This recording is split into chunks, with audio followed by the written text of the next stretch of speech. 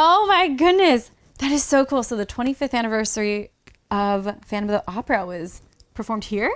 Man, I grew up listening to Phantom of the Opera so much. My parents had this old record player and we frequently played their record of Phantom of the Opera, and it was like the original cast recording. And yeah, I grew up like, I fell in love with this music as a child.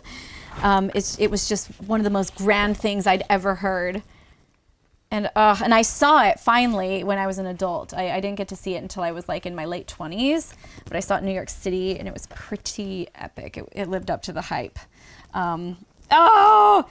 Again, I'm a costume girly. So like costume sketches, like I make sketches for my costumes. They're not nearly this cool or this elaborate, but I definitely sketch out my own costumes, and just, these are fantastic. Oh, there's even like little fabric swatches, like the way that a stylist would like, so that's what stylists do. They will sketch the sketches for you. So I'll make a bad sketch and then a stylist or a seamstress will make a good sketch, and then they'll put these little fabric swatches on so you can kind of flick through and pick the fabrics you want. You can get as intricate as you want with it. Oh, wow, like right down to the tights and the different patterns and colors. Oh, wow. Wow, wow, wow. That's amazing. Oh, and here's all the cast. So when I was in high school, I actually, my family went through a bit of a transition where my parents adopted two children from Russia, and they were teenagers, but they didn't speak any English, and I was a teenager. And I remember the first thing that I was able to connect with my new brother on was I heard him singing the melody for Phantom of the Opera one day, and I was like, you know Phantom of the Opera, because he didn't speak English, but we could both hum the melody of Phantom of the Opera. And so for him, I actually wrote a medley. And I always imagined it being a rock medley of Phantom of the Opera, but on my violin, I wrote it, kind of, it was something that was fun that he got excited about. And it's years later, I recorded it and did it right. And now we're performing it actually here tonight at Royal Albert Hall, that exact arrangement that I wrote for my brother, because we both loved Phantom of the Opera. Okay, so I'm kind of nerding out right now. I'm of the generation of the Harry Potter kids.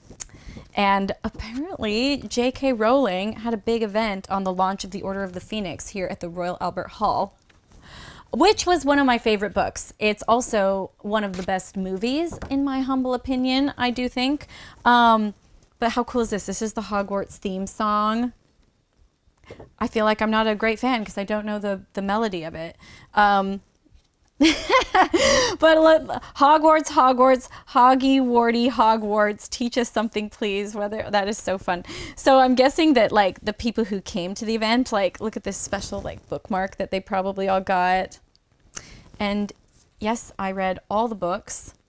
But I say I read, I'm actually very dyslexic, and so reading has always been tough for me. So I actually quite like audiobooks. But I didn't read Harry Potter through audiobooks. I actually read them with my dad, and he read them to me and my younger sister at the same time. I'm gonna start crying.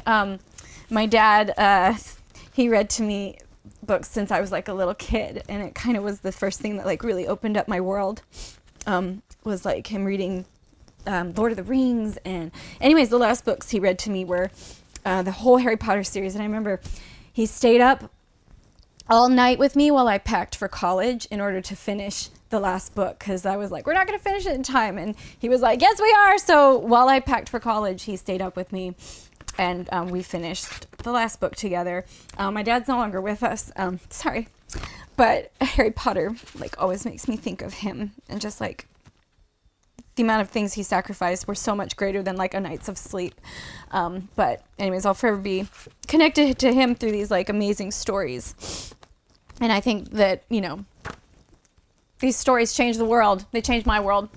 I did not know that the Mormon Tabernacle Choir had performed here at Royal Albert Hall. That is really cool. So I'm Mormon, definitely raised watching the Mormon Tabernacle Choir. They're